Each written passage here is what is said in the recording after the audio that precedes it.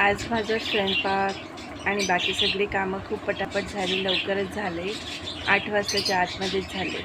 याला पॉझिटिव्हिटीचा इम्पॅक्ट म्हणतात. जर आपल्या लाईफमध्ये पॉझिटिव्हिटी असेल ना, तर आपली सगळी कामं सक्सेसफुल होतात, लवकर होतात आणि आपल्या चेहऱ्यावर त्याचं समाधान झळकतं.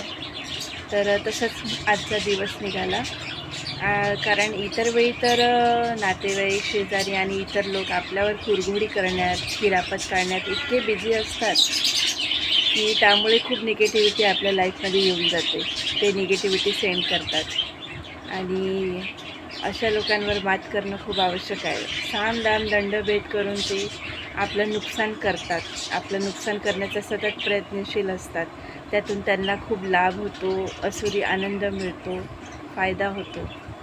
सामदाम दंडभेद करून ते आपलं हित साधतात, आपला स्वार्थ साधतात, आपला कपट साधतात. अशा लोभी हावरट लोकांना माझा दुरूनच प्रणाम.